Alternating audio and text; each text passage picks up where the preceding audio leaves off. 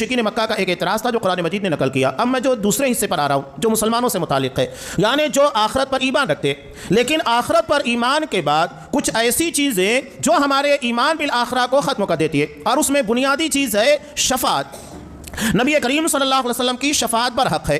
اس میں 3 شرطیں یاد رکھیے گا۔ سب سے پہلی شرط کہ نبی کی شفاعت کسے ملے گی؟ کیا تمام مسلمان نبی کریم صلی اللہ علیہ وسلم کی شفاعت کے مستحق ہوں گے؟ کون ہوں گے؟ اور مسلمانوں میں بھی جنہیں شفاعت ملے گی، اجازت دی جائے گی، تو اجازت ملنے کے بعد وہ کس کی شفاعت کریں گے؟ ہمارے یہاں ایک مشہور کر دیا گیا ہے کہ ایک حافظ یا ایک شہید اپنے ساتھ اپنے اہل خانہ کو یا 70 لوگ کو جنت میں لے کر جائے گا۔ کیا یہ تمام چیزیں اپنی جگہ پر صحیح ہے؟ نہیں۔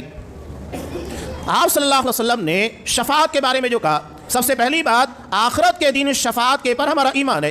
نبی بھی شفاعت کریں گے اور اولیاء بھی کریں گے، یعنی اللہ کے نیک بندے۔ اولیاء سے مراد وہ نہیں ہے جنہیں لوگوں کے درمیان پیش کیا جاتا ہے، پروموٹ کیا جاتا ہے، بلکہ اولیاء سے مراد ہر وہ مسلمان جس کا عقیدہ صحیح ہو۔ اب اس کے صحیح عقیدے کے بعد اس کا عمل جتنا بہتر ہوگا، اسی اعتبار سے وہ اللہ کا اتنا بڑا ولی ہوگا۔ ہر مومن جس کا عقیدہ صحیح ہو، یہ اللہ تبارک و تعالیٰ کا ولی ہے۔ ہر کوئی جس کا عقیدہ صحیح ہو، اب وہ جتنا زیادہ نیک عمل کرے گا، اللہ کا اتنا بڑا ولی ہوگا۔ اب ہمارے یہاں لوگوں نے یہ سمجھ لیا کہ ولی وہ ہوتا ہے جس کے ہاتھوں کے پر کرامت کیا ہے؟ شعبہ بازی، وہ ظاہر ہو۔ اب میں یہ کہتا ہوں کہ امت کی سب سے بہترین شخصیت جنہیں انبیاء اور رسولوں کے بعد سب سے بڑا مقام حاصل ہے، کون ہے؟ حضرت ابو بکر صدیق رضی اللہ تعالیٰ عنہ۔ سب سے بڑا اعزاز، اور اس کے بارے میں کوئی اختلاف نہیں ہے سوائے رافضیوں کے۔ حضرت ابو بکر صدیق رضی اللہ تعالیٰ عنہ انبیاء اور رسولوں کے بعد سب سے افضل ہیں۔ اب بتائیے کہ اتنے افضل اور اس کے بعد ان کے ہاتھوں پر کتنی کرامت آپ ثابت کریں گے؟ کوئی ایک کرامت بتا سکتے ہیں؟ بتائیے۔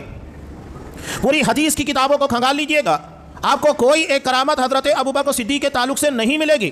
تو کیا کرامت کا ظہور یہ آدمی کی ولایت کی دلیل ہے؟ نہیں، ولایت کی دلیل اس کا صحیح عقیدہ، اس کا عمل نبی کی سنت کے مطابق ہونا چاہیے جو حضرت ابوبکر صدیق رضی اللہ تعالیٰ عنہ کے پاس تھا۔ ہاں، اللہ اگر اپنے نیک بندوں کے تعلق سے اگر کہیں پر کچھ کرامت کا ظہور کرنا چاہے کر سکتا ہے، کوئی بعید بات نہیں ہے، وہ بھی برحق ہے، لیکن وہ بندے کے اختیار میں نہیں۔ اللہ تبارک و تعالیٰ جب چاہے تب وہ کرتا ہے۔ جس طرح معجزہ جب اللہ چاہے تب ظاہر کرتا ہے، نبی بھی اپنی اختیار اپنی مرضی سے معجزے کا ظہور نہیں کر سکتا، بلکہ اسے پتہ بھی نہیں ہوتا ہے کہ معجزہ کب ظاہر ہونے والا ہے۔ بالکل بر وقت معلوم ہوتا ہے کہ یہ معجزہ ہے، اس کے ظہور کے بعد سمجھ میں آتا ہے کہ اللہ تبارک و تعالیٰ نے اس معجزے کو ظاہر کیا ہے۔ حضرت موسیٰ کو یہ نہیں پتا تھا کہ میں فرعون کے دربار میں جاؤں گا، جادوگر رسیاں پھینکیں گے، لاٹھیاں پھینکیں گے، اور اس کے بعد میں اپنی عصا کو ان کے مقابلے میں ڈالوں گا۔ جب انہوں نے اپنی رسیاں اور لسا کو، لاٹھیوں کو پھینکا اور اپنے جادو کے بلبوتے کے پر نظر بندی کی، اور ایسا لگنے لگا کہ سانپ کی طرح دوڑ رہی ہیں، حضرت موسیٰ علیہ السلام کو اسی وقت اللہ نے وحی کی کہ اپنی عصا کو ان کے مقابلے میں ڈالو۔ حضرت موسیٰ کو نہیں پتا تھا، جب اللہ نے حکم دیا اسے ڈال دیا چپ چاپ، تب پتا چلا کہ یہ معجزہ ان تمام جادوگروں کی جادوگری کے پر پانی پھیر دے گا۔